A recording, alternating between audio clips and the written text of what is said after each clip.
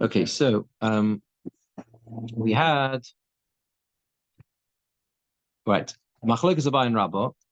Basically, the conclusion of the Gemora was that there's the Machlokes Abai and Rabbah is different. We had it before. We had on the sheet. Yeah, here we go. Azoi.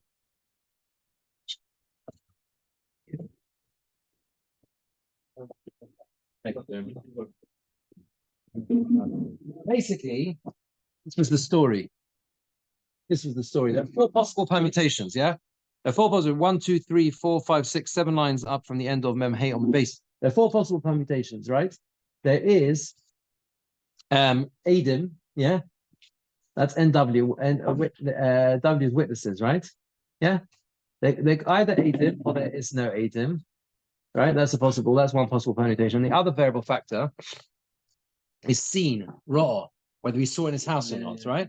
So there are four possible permutations. You can either have Adim and you saw it, or no Adim and you didn't see it, or no, there's all four possible permutations. Now, the Machlokas in Abai and Rabbah is as follows: that where you have both, according to Rabbah, that means to say you have both Adim and he saw it, there's no chazakah, right? Where there are Adim and you saw it, and there's no chazakah. Why? Because then he's hemmed in. The person who is the person who's got it. Remember the story is Reuven has got a talus and he hands it over to Shimon. Yes, Shimon is an uman. He's a craftsman. He's someone who's a trader. Oh, Leslie, you're tzaddik. You're mamash tzaddik. Shkoyach. Oh wow. I feel bad. Well, you didn't have to keep the door down. Thank you so much. I'm really grateful. I have to have a bit of a sore throat. This is a really big help. Thank you. Well, thank you very much. Bye. Shkoyach. Tizku lemitzvahs. Mitzvah chalomish. Nearly. Okay, so basically the point is like this, right? So you've got a talus or whatever, and you give it over to the uman, the craftsman, somewhere or whatever. It could be washing it, it could be cleaning it, it doesn't matter, whatever he's doing, right? He's in a disadvantageous position in terms of claiming ownership. Why? Because normally you expect to get your clothes back when you give them to someone to fix. Okay. However, exactly. However, according to Rabbah, actually he can claim chazakah in all other permutations. The only case he can't claim chazakah is when there are both Adim that you handed over to him and you saw in his possession. Why? Because if you saw in his possession and there are Adim, then he's got no migoy. Yeah, he's got no. That's what Rabbah's changing now. That was the conclusion last time. Rabbah now holds. Rabbah and Abai both agree that if someone is mafkidei sachaver be'edim, ein sarich lachasilo be'edim. If you deposit to someone with Adim, you do not need to return it with Adim. Right? Okay. So he potentially has a claim. He has a migoy. Remember, what did he say? The only dialogue that exists, the actual conversation, you've got to think of this like above water and below, okay? Above the waterline is what actually happens. What actually happens is a very brief conversation between Reuven and Shimon, a very brief conversation. Reuven says, you know that talus I gave you to wash? Can I have it back, please? And Shimon says, yeah, you sold it to me. That's all that happens. That is the only conversation that takes place, right? Our responsibility is to work out how believable Shimon is, right? And we do that through the process of migo, saying, well, if he was lying, he would have said a better lie. In order to do that, there has to be a better lie. Now, let's analyze it for a second. What is the better lie going to be? He can't say, I gave it back to you. He would never be able to say that. Why? Because we see, because we can see it. It's there. We've seen it. Remember, it's seen. S is seen. We see it. So he could never say, I gave it back to you. So what could he say? Well, maybe he could say that you sold it to someone else, you sold it to me. So it never came from you to me, and that's a better lie because it never came from you to you. Can he say that? No, there are Adim. There are Adim that saw Reuven sell it to Shimon. So therefore, he is hemmed in from all sides. He has no claim to make other than the one he actually says, which is what? You sold it to me. So the prior thing that he could say that they sold to him sold. The Adam only saw him give over. Yeah, but the Adam saw the transaction between Reuven and Shimon. It's the private. So There's no note in the private. No. 1 second. The claim he potentially could have made if there was no Adam, and he can make if there's no Adam, according to Rabbah, is even though you see the item in my house now, but you never sold it to me. Right. Someone else sold it to me who bought it from you. Right. But if there are Adam that Reuven sold it to Shimon, he can't see it. They can't say that. They don't see the private. They do. They know. They see this. They see Reuven sell it to Shimon. Reuven sold to Shimon. Okay. And then Shimon to. No. There's only two people. You're getting confused. There's only two people. Listen.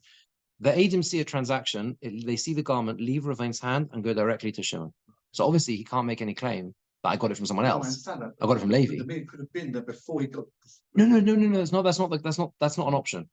The option is like this.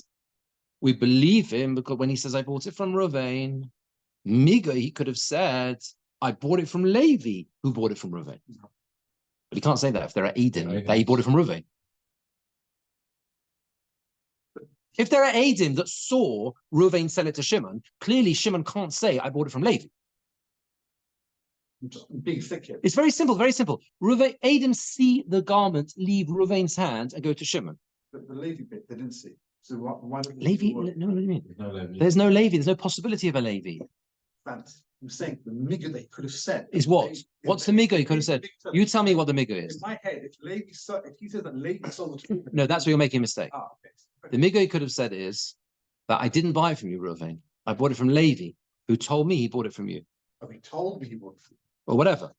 Okay, but I'm saying... But that he can't say. Do you know why? Because there are Adim that saw him buy it from Reuven.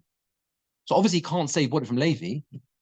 The Adim weren't there for that bit. How would they know? What do you mean that bit? The Adim see the garment leaving Reuven's hands and arriving at Shimon. I understand that bit. So unless he is, what's his name? David Copperfield. Yeah, I get it. What I'm saying to you is that you're saying there's a Miga, but that Levi, you're saying there's a Miga that he could have said potentially that Levi sold to Reuven. No, you're making a mistake. Not that Levi sold to Reuven. That Levi sold it to me. Oh no, that you can't say. Fine, okay. That's it. You can't say that. That's it. Yeah, I knew that was I knew that was a mistake. It's the other way around. Yeah, exactly. Okay. So therefore, that's Rabbah. That's Rabbah. Okay, and that's why Rabbah says those three cases he's got a Miga. You understand? All the others, he's got one of the options. Yeah. If there are no Adim, he can say that thing that I bought it from Levi, bought it from you. And if we didn't see the garment in his house, then even if there were Adim that saw the transaction, he could have said I gave it back because we don't see it in his house. So all the other options he's got a Miga, except for this one, except for the top right, and that's Rabbah. Okay. Abai, however, says like this, that I'm not interested in witnesses, Abai says. Okay, I'm not interested in witnesses. All I'm interested in, do we see the garment in your house now? If you see the garment in his house now, okay, then the woman has no chazaka. And it makes no difference whether Adam had handed it over or not, okay? Because clearly we see it in his hand, so he can't say I gave it back. And he can't say, you didn't give it to me, but I got it from something else. Because Abai says straight down the line that anything that is normally given to rent out or let out or like here is given to be fixed, and someone says, I bought it, is not believed. It's not believed, even though there are no Adam. That's where we start. That's the normative position. Yeah, that's Abai's position. Abai is very straightforward. All the way. Yeah, Abai is very straightforward. Abai doesn't change his position. Abai is very straightforward. Abai simply says that if Reuven walks into Shimon's shop and sees his coat, then Shimon's game over for Shimon. Yeah. Simple as that. Because what's Shimon going to say? I bought it from you. Believe me that I said I bought it from you, since I could say what? That you, so I bought it from someone else who bought it from you. No. We don't say that at all. We don't say that at all. A person who claims they bought something is automatically not believed if the nature of the relationship was a working relationship. I gave the example of a car that's an Avis car, right? That has things on it that say for rental purposes only. So you can't turn around to Avis and say, please, thank you, you sold it to me. Obviously not. It was only for rental. That's up. Quite an important distinction though, that the premise is based on idea. You have a working relationship, which is why you can't then turn around and say that. Yeah, that's what it's based on. Because it's in the shop. Yeah, that's what it's based on. But that's a fundamental premise, obviously. Yeah. So that's the difference between Abai and Rabbah. Abai and Rabbah. So what comes out is the only difference between Abai and Rabbah is one case, which is what? Which is the That one. case. Yeah. That one. Yeah. Abai says that case as well, he's not believed. And Rabbi says only that case he's not believed. Okay? The bike come from a bottle, you just check on them. Most of Bob Basra's svaras. Mosiv Rava, the Siyula Rabba. So Rava asked a question from a brisa to support Rabba's position. So there's a question on Abai, and it's a support for Rabba. I know in Talisa Lu'uman, you see about 7 lines in the bottom here. I know in Talisa Lu'uman, a person gives his garment to a craftsman. Uman Omesh Shtayim Katzatzali.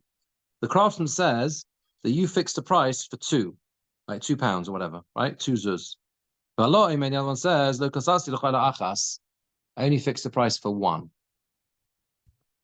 So what's the machlokas here? The machlokas is well, we're debating the price. We're haggling over the price. So I fixed the garment, and the question is, how much do I need to pay? The balabais. How much does the balabais need to pay? And the Oman says, you promised you'd pay me 2. That was the deal we made, right? 2 zuz. The Oman says, what do you mean? That's not true. The owner of the garment says, I only promised I give you 1. Nothing's in writing. Very interesting. As long as the talis is in the hand of the craftsman or the tailor or whoever it is, who's got to bring a proof how much he owns? The balabais. The balabais has to prove that what? That it's less than 2. Then he should be believed.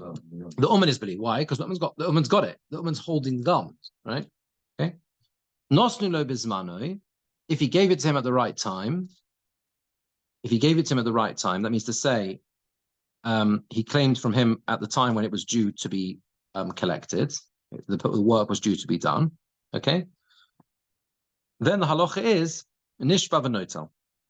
Then the halacha is that the craftsman or the tailor, whatever, can make a shvua and take whatever he thinks the price was. And that's halacha in shvuas.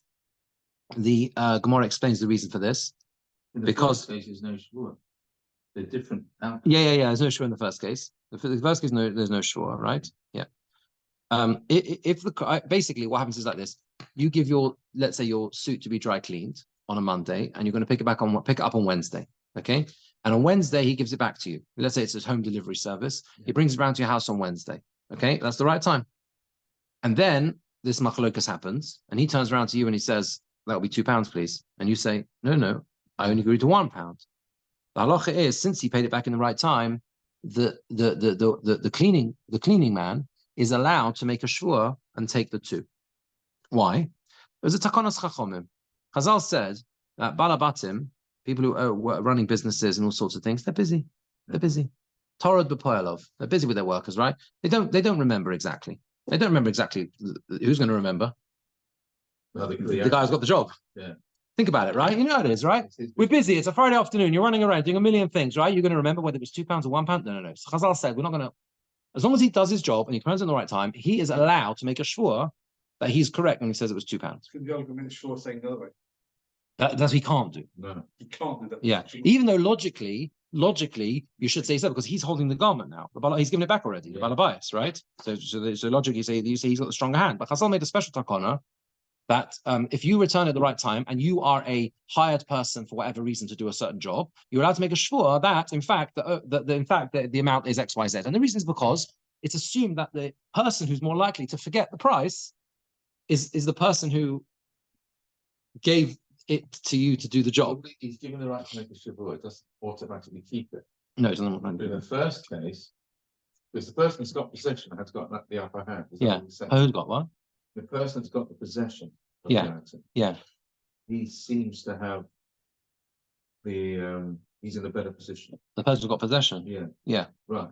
So the other case, the first case we had, where it's in the. You might have thought. Well, that's what we're trying to go around. Because look, what is the next line is. The third case is of azmano. If the time has already passed, that means after Shkia Sachama, after the day has ended, when he's supposed to finish the job, the person who is trying to get the money, which is the Sochir, the hired person, he has to prove his case. He's got to bring Aiden now. So the shvua thing is not relevant anymore. Pardon? Only after Shkia, though. Yeah. So let's see the Rashbam on these few lines. It's about 10 lines from the end. Mosiv Rabba Labai. Rabba asked a question to Abai. The Siul Rabba, and it was a support for Rabba.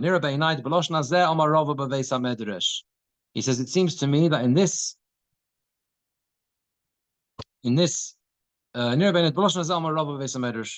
that in this way, version, Rabba said in the Beis HaMedrash, Tanik was the Rabba of Abai. He said a Bryce is supporting Rabba, which was a question on Abai. That's how he said it. Because it's a very funny phrase, isn't it? Mosiv means a question. Yeah. L'siyui to support. So that's how he phrased it, Rabba. He phrased it as a question on. He asked as a question, because a question on Abai, which also obviously is the support to Rabba. We'll see what the question is and the support is, right? Yes, been witnesses because the craftsman is believed. Since he's able to say, since he's able to say, I bought it, he's allowed to claim up to the value. We said earlier on about goats that ate certain vegetables, whatever, in Harador. This is on Daf Lamed Vav. And the halacha is that the craftsman is believed because he could say, I bought it.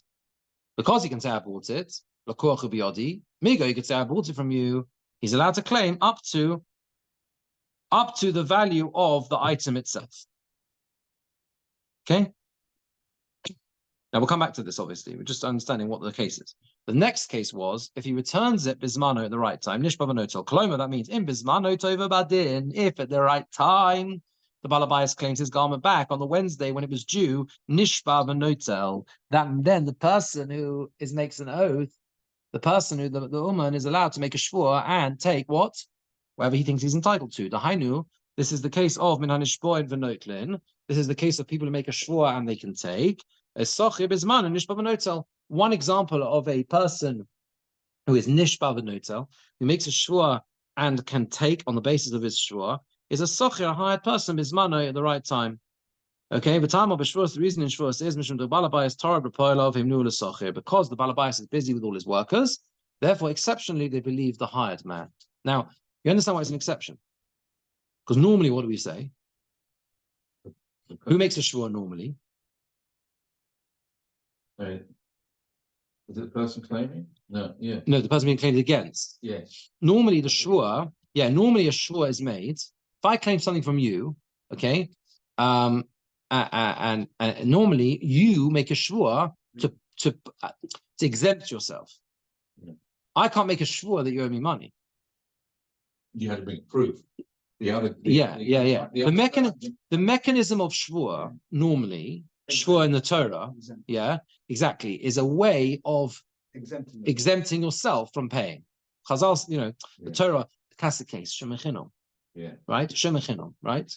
So Shemechinam, where he tainas nignav. That means to say, Balabai says, now Shemechinam is chayav for Gneva Aveda, right? No, he's potter of Gneva Aveda. Sorry, Shemesoch is chayav Gneva Aveda. Shemechinam is potter of Gneva Aveda. So the guy tainas, he comes along and he says, the owner says, it was stolen. Sorry, where's my item? I gave you a deposit. I gave you my coat to look after. And the Shemechinam is unpaid. And he says, I'm really sorry, it was stolen. So the Torah says, make a shvur. That's a classic case of nishba, right? To party yourself, to exempt yourself. But sometimes we flip the shvur. Sometimes, exceptional cases, we flip the shvur. And this is an exceptional case. And the reason we flip the shvur is because here, the Balabayas is not likely to remember. Whereas the person who is doing the work isn't likely to remember. It's always like that, right? If you give someone a job to do, they're going to remember how much you owe them. Yeah, they're going to give it. People don't forget how much you owe them normally. You would have thought the person making the contract will know exactly how much he's paying. Yeah. The person who's doing the labor. I'm saying. Well, no, he's only getting to be cleaned. He's not buying a house. If you agreed to pay £5 for contracting a suit those days, right? And the guy said, no, it was always $7. We'd fine. Yeah, but the point is that if there's a dispute, it's more likely that the person doing the work will remember the figure. Totally not very. It doesn't matter. Think about it, Jeremy. Think about it in business. Think about business. If you give someone a new phone contract, okay, think about it, right? So they claim that you said it would only be £50 a month, right? And you know that business contracts start £100 a month, okay? You're going to remember that more than them. Yes, That's what I'm saying. That's the same argument. You're the socher. You're the person. You're the person doing the job. Yeah, it's the same idea. You are the person doing the job. You jolly well will make notes of how much this guy owed you. It's your whole business. It's your whole business. He, right, has 50 things that day. He's got 50 things. He's running his own business. He's busy with all sorts of things. By the same token, the person who's paying him. No, but think about the logic. He has a life, with 100 things that day, and Mr. Ross is one part of that day. One part of 100 things. For you, that's your whole day. Not that you have only him. No, but your whole day. This is your business. So obviously you're gonna be aware of how much he owes. You'll know your pricing structure. That's right. Makes sense? I get it. But it must make a difference if you're dealing with an item that's quite small. The buyer, if he's buying a house and he's spending £1 million, he's going to know. Yeah. But if it's no, but I don't think we're talking about that. We're not talking about. We're talking about metal today. We're not talking about. Yeah, we're not talking about karka. Right. So, I think so. If the time passes, means the socher, the rented person, the renter he has to now bring a proof that he is now entitled to the amount that he says he is, because now that takanos chazal only applied if you do the job properly and return at the right time, etc., etc. But if you miss that time, the woman has still got it after the time, then you lose that believability. You lose. It seems you lose that reliability. Which seems to be a problem, because he could be saying, "I'm not giving it back till the guy pays me." No, but he's given it back. That was the first case. The first case. In this case, the first case, he says, "I'm not giving it back to you till you pay me." Right. Mm-hmm. So then we say he's entitled to it. Right. The balabais has to prove. Okay. We're going to see why. We've got to see what the case is, right? Okay. But if the second case is if he's given it back, then it depends on whether it's during the right time or the wrong time. Yeah. Because normally if he's giving it back, Okay. Now, Heichidomi says the Gemora. Look at the last line of the Gemora. Sorry, Rashbam says, sorry, but the person who tries to get it out is the hired person. Now, he's getting away from the soch. Heichidomi, what's the case? If there are witnesses, let's say Eidim Maika Omri, then the Eidim should see Maika Omri. What he's saying, Maika Omri, what they said. Yeah. Rashbam says, if there were witnesses that saw the handing over the item from Reuven to Shimon, and it's logical to say that in front of them as well, they fixed the price. So lech say dayonim, Eidim Maika Omri, right? Let the dayonim just see what the Eidim say. Okay, you understand what the Gemara is doing here? The price there must be that there weren't Eidim who witnessed Reuven giving the garment to Shimon. Because if there were Eidim that saw Reuven hand it over to Shimon, then what? Ask the Eidim what the price was. Yeah. Oh, yeah, okay. Simple. And there's a whole transaction. They saw the transaction. Ask the Eidim. So must be no Eidim. That's the first point we've established on the price. The whole story must be there's no Eidim. Okay, fair? Top of the next document. It must be that there are no witnesses. What does it mean there's no witnesses? It means that, top line, Rashbam says, Eidei Mesira. There's no witnesses to the transaction. Va'afal gav dero. And even though we see what? We see the garment in the possession of the house. Of the thing, of the uman. Because that's the scenario. The case is Kol's mansha talis biad uman. As long as the garment is in the hand of the uman, that was our case. So we've established. You're going to begin to see where the Gemara is going with this. We've established that that the scenario of this brisa must be what? Where there are no witnesses, but they can see it. But we've seen the garment. Yeah. Okay. It must be because if there were witnesses, you could ask them what the price was. Yeah. So there must be there were no witnesses to transaction. Okay.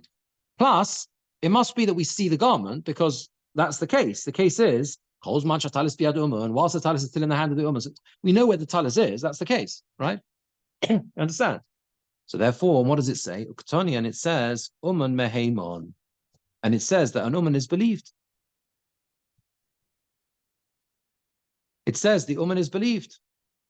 Rashbam says, Uktani uman meheimon diktani. It says alabaya balabayas lovi ra'ak rabba. The balabayas has to bring a proof, like Rabba says. Mm-hmm. Okay, that's what it says.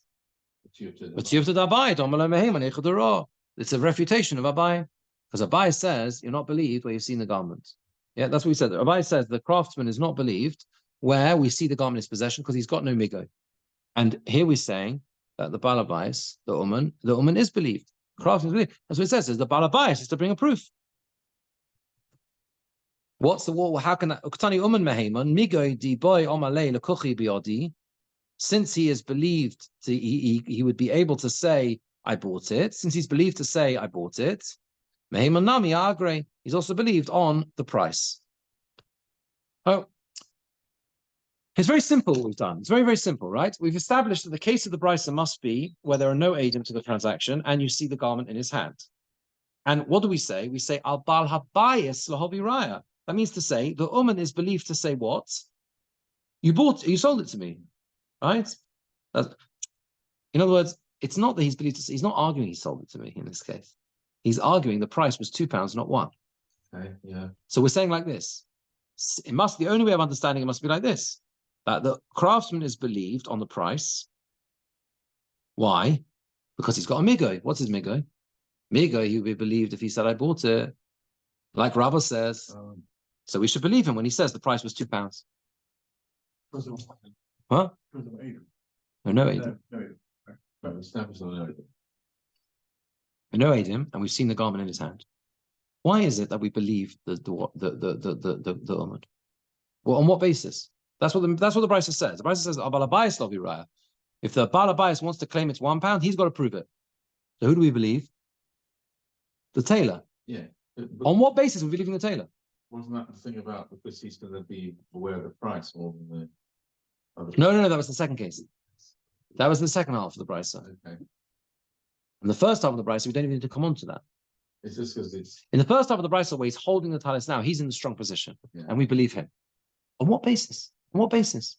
The only way you can understand it, says the Gemora, is because he's got a migo. What's his migo?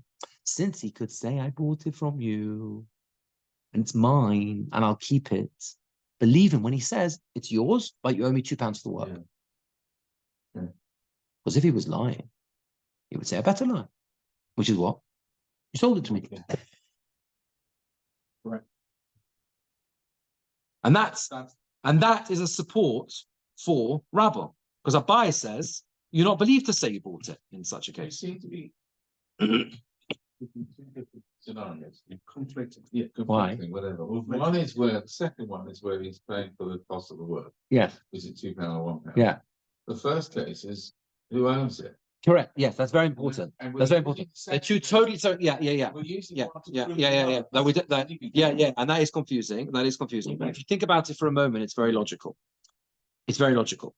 In order to understand this brisa and believe the tailor when he says that he is owed £2, he must have a migo. There must be something to back him up. Since you could have said this if you were lying, said a better lie. What is that migo?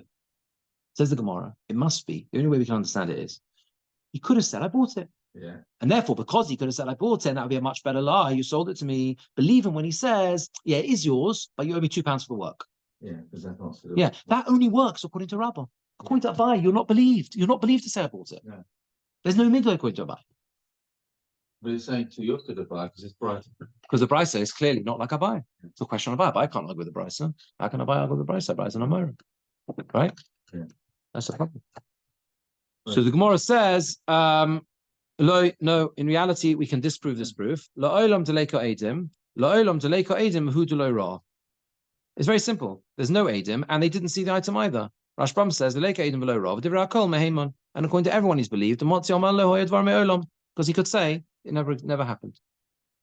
But now we've changed the facts. So we assumed before that we were talking about we saw the garment in his house, yeah. Right?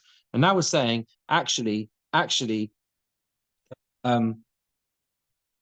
can understand the Brisa, even though it's a bit difficult in the language, but you can understand the Brisa to say, that means to say, assuming that a talis is in the hand of the Uman. Yeah. We don't know for sure, we haven't seen it. Okay? The Balabayas has to prove that he owns it. Why? Because you got a migo. What's your migo? Because what we've just shifted the case. We're saying you don't have to say it's that case. You can say it's that case. No, sorry. There's no. There's no Adim and you didn't see it. There's nothing. There's no Adim and you didn't see it in his hand. Oh, then he can say he sold to me. No, then he can say it never happened. There's no true. Again, it's straightforward, really, honestly. There are no witnesses to the transaction, and we didn't see it hang up in the shop. Reuven turns up on Shimon's door and says, "Hey, I gave you my garment, and we agreed on £1." So what's Shimon's response going to be? If he's lying, if he was lying, what's he going to do? Yeah, it never happened. What are you talking about? I don't know about garment. Again, we've got no witnesses to the transaction, and we don't see it. If what? Yeah, if Shimon was lying. Exactly. He'd throw Shimon out. He'd throw Reuven out of the shop. What are you talking about? I'm busy. What are you talking about? God, codes? I don't do codes. He did have it. Exactly. So therefore, he's got a good migo. Migo could have said, "Lo hoyu dvorim me'olam." You're talking nonsense. I know, you know who you are. Believe me when I say to you that I did do the work. I do have your code, but you owe me £2. You haven't paid it. Yeah, and that's something which was going to Rabbi Anabai. No one disputes that. Right. Okay, and therefore that's what the Gemora does, a classic dichui. I mean, it pushes it away and says this brisa is not necessarily a knockout proof for Rabbah, because you could understand there was no witnesses and you didn't see it, and then it was going to buy as well. Okay. Now, Moshe Rav Nachman Yitzchok. Rav Nachman Yitzchok asks another question. We said that a craftsman has no chazaka. What does it mean a craftsman has no chazaka?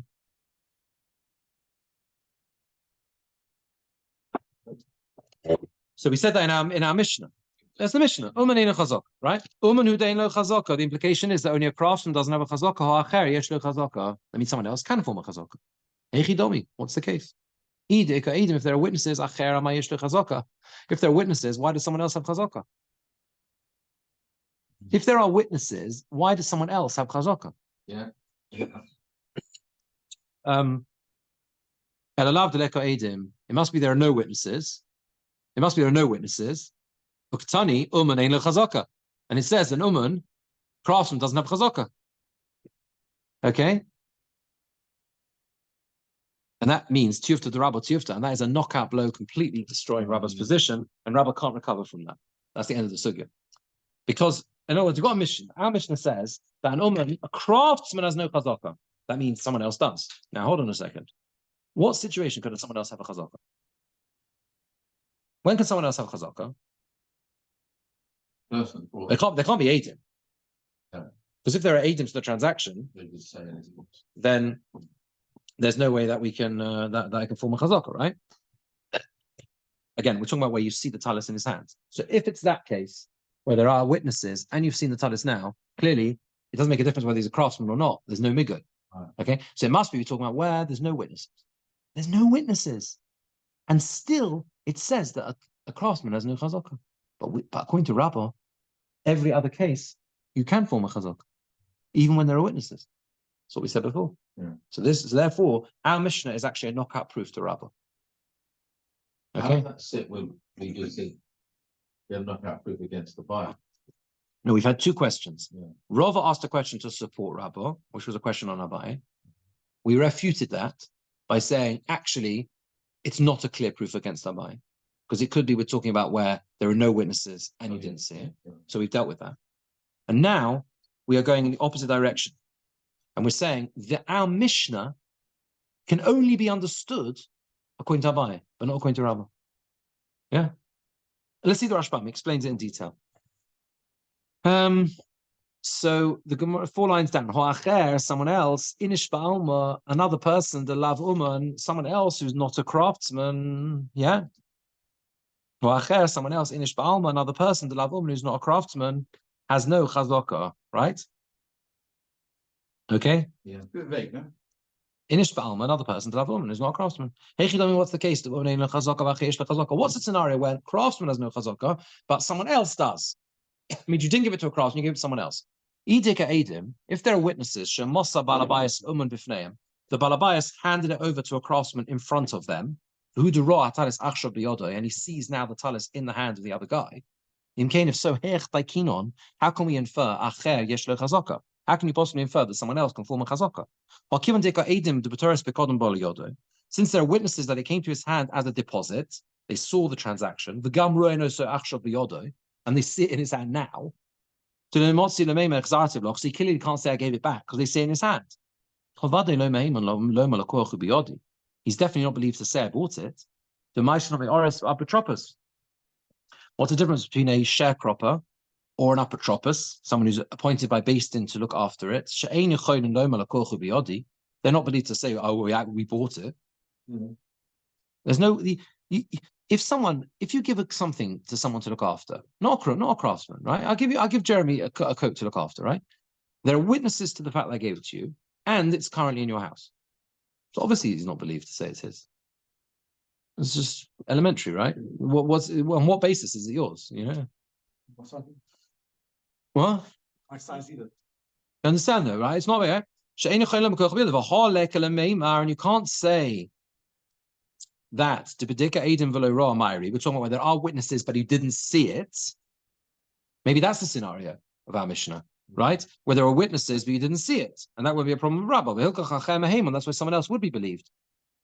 Because even an uman then, even a craftsman will be believed according to everyone. Because we fitted in, we concluded above. If you deposit with someone with witnesses, you don't need to return it with the witnesses. Since he could say, I gave it back to you, when he says, I bought it, he's also believed. So the Rashbam in that last little bit, he's very cleverly and deftly dealt with the glaring question on this question, which is, hold on a minute, there's another permutation it could be talking about where we didn't see it in his house. Yeah. And if he didn't see it in his house, that's why someone else can form a chazaka.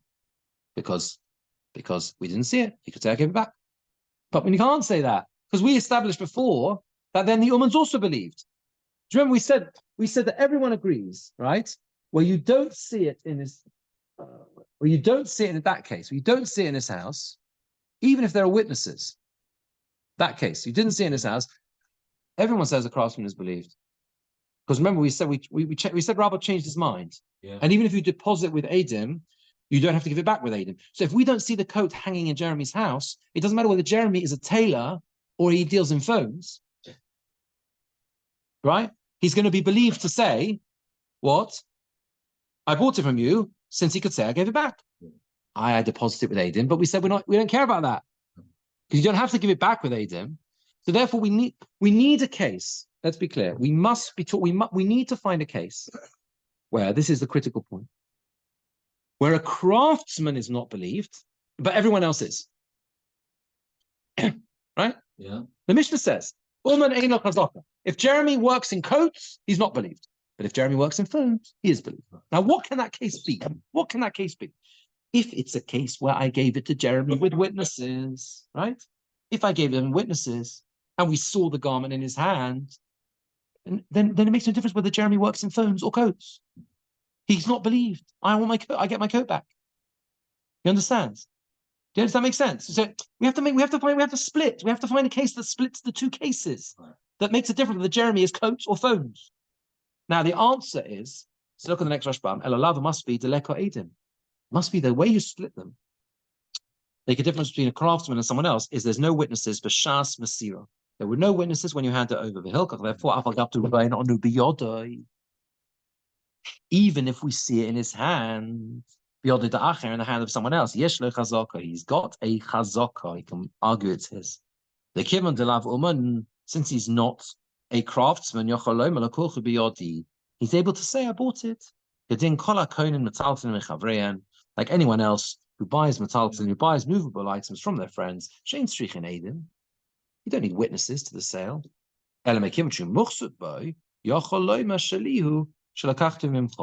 Right? Since since he's now got hold of it, he can say, it belongs to me. I bought it from you. And it says, but a craftsman has no chazaka. When there's no witnesses and we saw in his possession, there is no chazaka for the uman. Like Abai says. Basically, this is the case we can split the case. We can split it whether Jeremy works in coats or phones. Yeah. The case is that there were no witnesses to the transaction, so no one saw me give it to you. Now, if Jeremy works in phones, okay, and I turn up at Jeremy's door and say, that coat, I gave it to you. Can I have it back now? I gave it to you as a deposit. So what can Jeremy say to me? I bought it from you. Fair and square. What do you mean? You sold me the coat. Prove you didn't. Sold me the coat. I've got it. Yeah, I've got the coat. What are you talking about? You sold it to me. What? No, but you understand? If I genuinely sell Jeremy a coat, okay, do I have to have witnesses there to the sale? If someone comes along and buys a coat from someone else, okay, they don't need witnesses. Never heard of such a thing. The rule is, if I come along the next day and say, excuse me, can I have my coat back? You're going to say, prove it. It's in my possession now. It's in my bedroom. I bought it from you, right?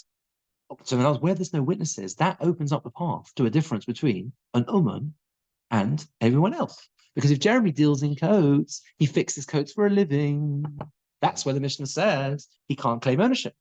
Because even though there were no witnesses to me giving it over to him, but since we now see it in his house, he is automatically excluded from ever claiming he bought it. Yeah. You understand? He can't claim he bought it because we see it in his house. And he does this for a living. He fixes things for a living. If we hadn't seen it in his house, that's different.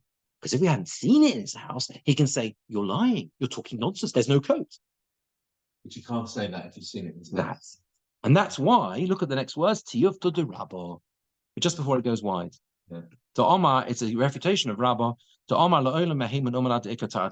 Rabba says an uman is always believed until you have both factors. Remember, that Rabba said that an uman, a craftsman, is always believed, and only that box is he not believed, when there are both witnesses and you see it in his house. But we have proven from this case, brilliantly from our Mishnah, that the case where there's a difference between, the Mishnah clearly makes a distinction between an uman and everyone else. Jeremy dealing in coats and phones clearly makes a difference between the two, right? In the Mishnah, right? The only plausible scenario where there can be a difference between coats and phones is what? One works. Yeah, but where there are no witnesses. There are no witnesses for transaction. No witnesses for transaction. Okay, all right.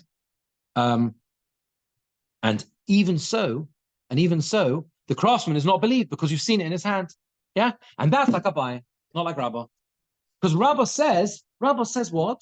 Rabba says even if you see it in his hand, unless there were witnesses to transaction, Rabba said you've still got a good migo. Right?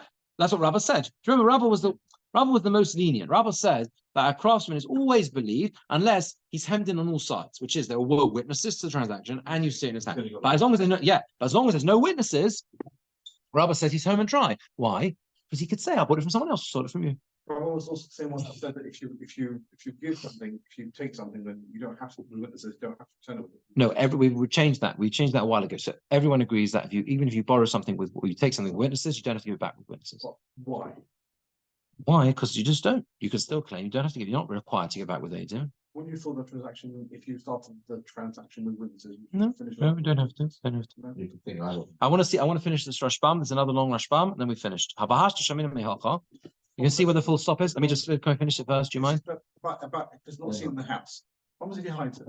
What? If it's no witnesses and it's not seen in the house. No, if we don't know where it is, that's no. If we don't know where it is, that means we haven't seen it. He could be lying. Could be lying. Right, okay. Yeah. Okay, where the full stop is? Can you see the full stop? It's the last narrow line in the Rashbam. Yes. Yeah. Yeah. This is now the Rashbam. I'm going to summarize everything, I think. Okay. And now we see from here that someone who deposits with his friend with witnesses, you do not need to return it with witnesses. That's what we've established. So because Rabba has changed his mind to agree with Abai. We said that a while ago, yeah? And in Amoichetz Abayis to come on, Daf Ayin, the parak there, Paskinan we paskin, Shafira Mafkedetz Chavera Bishtar in Tzarech Lachsel Be'edim. Even someone who deposits someone else with a document, you don't need to give it back with Edim, with witnesses. Umida Ka'oma Gemora, and since the Gemora says, Idika Edim Acher Amai Mehemon, the Gemora said, if there are witnesses, why is someone else believed? There are witnesses, why should we believe? Minei Shaminon, from there we see that someone who deposits with someone else with witnesses, and the deposit is still in his hand in front of us. He's not able to claim I gave it back to you. V'toyen shemochro li achakach omashkeno biyodi eino ne'emon. So if a person deposits with someone else with witnesses, and the pikod on the deposit is still in his hand, he's not able to say, I gave it back to you, and make a claim that you sold it to me afterwards. Wait 1 second. Yeah. Oh, I see. He can't say I gave it back to you because we see it. V'toyen, if he claims, the Bach changed a bit, that you sold it to me afterwards, that I mashkano biyodi, or you gave it as a mashkan, as a pledge, or a deposit for something in his hand, in my hand, and he's not believed. V'hani mili b'shira v'tofas. In other words, because he's got no migoy.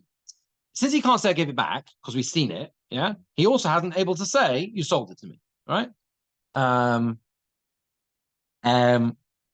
Okay. Okay, so V'hani mili b'shira v'tofas. That this is only when we see it in his hand and he is holding on to it. But if he's not seen in his hand, he's believed. Since he could say, I gave it back to you, when he says you sold them to me, he's believed, as long as he makes an oath. So that's what we've said. Basically, it's everything we've said. We've said all of this basically until now. That the case where a person is not believed is where you deposit with witnesses and you see it in his hand. But if you don't see it in his hand, he's believed because he's got omega. He could say, give it back. But this is only when he deposited it with him with witnesses. But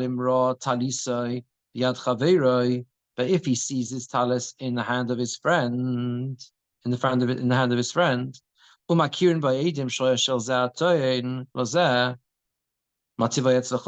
and Adim witnesses recognize that it belongs to this person who's claiming, what's this doing with you? He says to him, and he says, I bought it. He's believed. Because the other guy is not believed to say, I deposited it with you. Since he doesn't have any witnesses to that transaction. But this only applies. That's only if he finds his garment in the hand of his friend who's not a craftsman. So up till now, the Rashbam has been talking about nothing to do with a craftsman, not our Mishnah. In a case where it is not a craftsman, so it's just Jeremy working with phones, and I deposit with him, okay? If there were witnesses to the transaction and we see it in his hand, Jeremy has to give it back. He's got no migo, right? But if we don't see it in his hand, he can say, I gave it back. And this only applies when he deposited it with Adim. When I gave it to him with Adim. But if, let's say, Jeremy's an ordinary Jew in the pew, he's an ordinary person who deals with phones, he does not a craftsman, right? And I see the talis in his hand, okay? So, and we know it belonged to the guy before, he's believed to say he bought it, because there are no witnesses that it was handed over. Remember, this was the key difference between a craftsman and someone else. Yeah. The key difference between a craftsman and someone else, the dividing point we said, was where there are Adim, okay? There are Adim. Sorry, the key was there were no Adim. There were no Adim, but you see the talis in his hand, right? You know that if you see the talis in his hand, but there's no Adim, the halacha is that Jeremy is able to say, thank you very much, you sold it to me. Because there were no agents to the transaction, you sold it to me. What? Yeah, but the chiddush is that only because you don't fix clothes for a living, are you able to claim ownership. If you see his garment in the hand of a craftsman, and the craftsman says, I bought it, and he's not believed, unless there are witnesses that he bought it from this person in front of them. Right? One second. Even if he didn't hand it over with witnesses, right? Because a craftsman, we're going with Abai. A craftsman is never believed if we see the coat in his shop. Because if we see the coat in his shop, he's never finished, game over. He can never say, because we said that like a buy, not like Rabbi, right? Game over. Because if the coating is in his hand, we apply the rule, you are a craftsman, you fix things, you can't say you bought it. But if we didn't see in his hand, if we didn't see in his hand, then he's believed to say he bought it. Even if he handed it over with Eidim.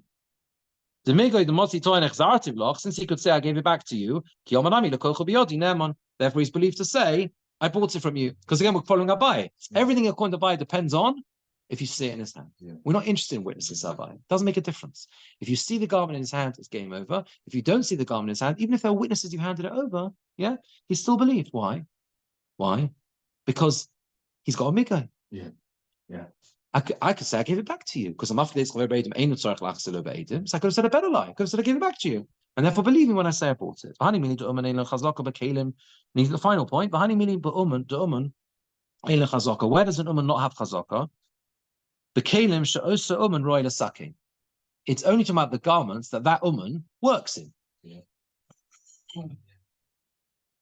Yeah.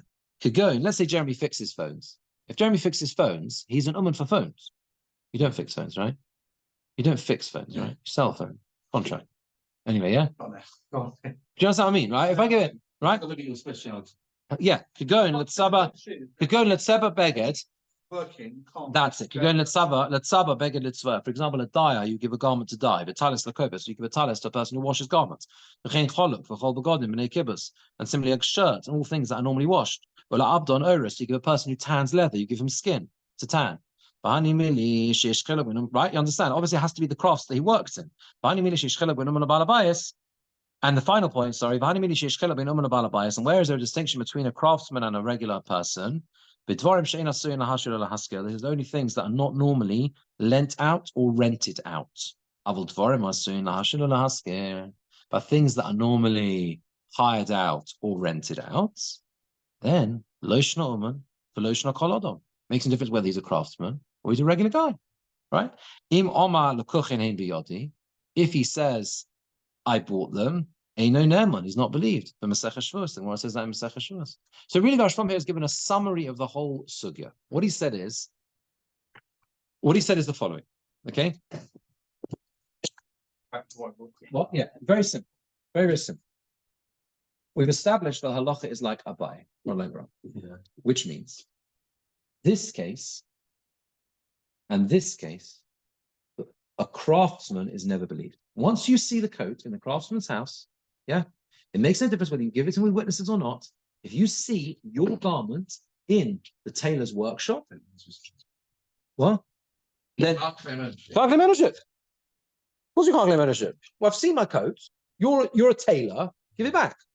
Simple. That's our buy, right? What happens if he's not a tailor? It's just Jeremy works in phones, doesn't it? Why? It's fair to assume that he bought it. When? So when will he be believed? What extra case is you believed if you're not a tailor? According to Abai, a case where you saw it and there are no witnesses. Yeah. That case. That's the difference between a craftsman and a non-craftsman. Why would the witnesses know the difference? Because since there are no witnesses and he doesn't work in coats, he can say, it's true. You can see the coat in my possession. I bought it from you. Yeah. And you can't prove otherwise because there were no witnesses to the transaction. It's only a craftsman who can't say that. Because a craftsman has a weight of evidence against him because he works in fixing. Do you understand? Yeah? Do you understand? So the difference between a craftsman and a non-craftsman is that case. Both of them are not believed where there are witnesses and you see it in his possession. Right. Because even if he doesn't work in coats, if the witnesses observed me giving it to him as a deposit, like they saw me deposited and we see it in his possession now, he's got no miga. What can he say? I gave it back. What do you mean you can't say give it back? Because it's there, right? And you can't say, and you can't say, what? Why can't I say I bought it from him? No. He's not a craftsman. That's the case, isn't it? He's not a craftsman, so why can't I say I bought it? If he sees, no,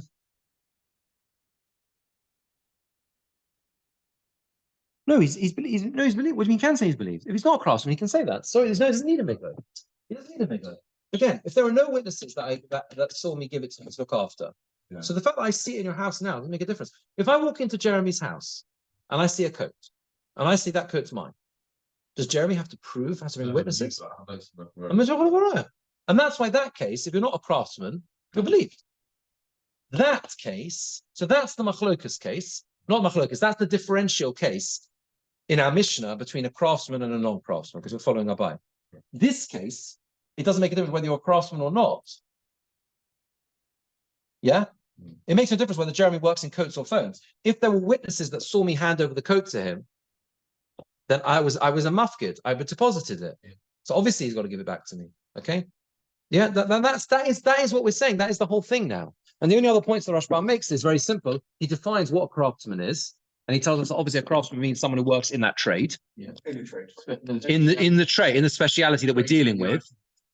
Yeah. And finally, there is another scenario, he says, this was the last point he makes, where even a non-craftsman has got no believability, even in this case, where there were no witnesses, and we see it in his house. And what is that? That's the Avis car case. Well, this is things that are normally rented out and given as hire, okay, because they've got a big sticker on the cow. There's a big sticker on the horse. This horse is only for rental. So obviously Jeremy can't say it's been branded into the horse. But obviously Jeremy can't say he bought it because it's clear this thing is only for renting or hiring. That's it. The end of the sugya. Good. It is. So this business is about the It industry. is. But at the end of the day, we've established there's a big machlokas of Abai and Rabba. We've refuted Rabba, and therefore, from our Mishnah, and therefore we say the halacha is like Abai, that it all depends on with the craftsman if you see it. Once you see it in his possession, the craftsman has got no believability at all. In terms of the industry, if whatever the claim is to do with this industry, then, and that's where the he has a problem. One second, we just